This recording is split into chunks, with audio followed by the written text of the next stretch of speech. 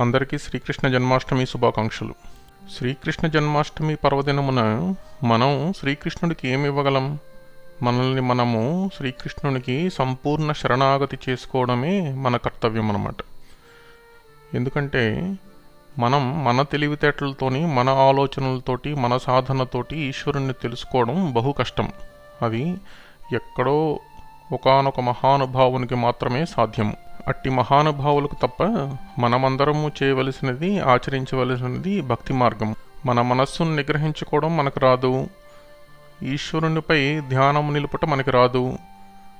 మనము అత్యంత దుర్లభమైన సాధనలేవి మనం చేయలేము.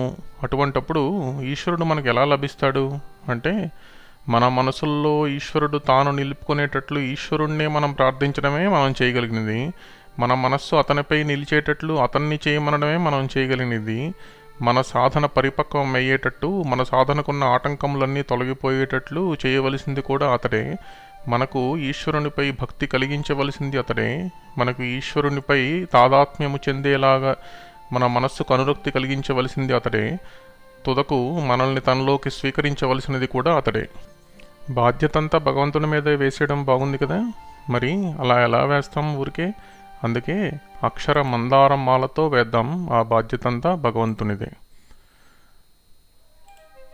అనన్యభక్తి నీవె నా కొసకు జగన్మాయను దాటగా, ఆది మధ్యాంతరహితుడవైన నీవె దిక్కు నాకు, ఇనోదయంబు నీవె నా అజ్ఞాన తిమిరమునకు, ఈశ్వరుడు నీవె ఈ జనన మరణ చక్ర సంచారికి, ఉపాయము నీవె ఈ వలయ విమోచనమునకు, ఊర్ధ్వమార్గము నీవె నా అధపతన నిరోధనమునకు, ఋష్యశృంగుడ నీవె నా జ్ఞానాభిలాషయను దాహార్తికి, ఎరుక కలిగించు నీవె నేనశక్తుడను నిన్ను తెలియంగ, ఏ రూపునైన నీవె కానవచ్చునటులను అనుగ్రహింపుము నన్ను, ఐశ్వర్యములల్ల నీవె ప్రసాదించి కావుము ఇహపరముల, ఒక్కండవు నీవె నా మొర ఆలకించి బంధ విముక్తుడను చేయగా, ఓరిమి నీయవలసినది నీవె ఈ భవసాగరమున నీదగ, ఔదార్యము చూపము నీవె నన్నీ వలయములు దాటించగా, అంతరంగమున నీవె సింహాసనారూఢుండవై ప్రతిష్ఠితుడవుగాక.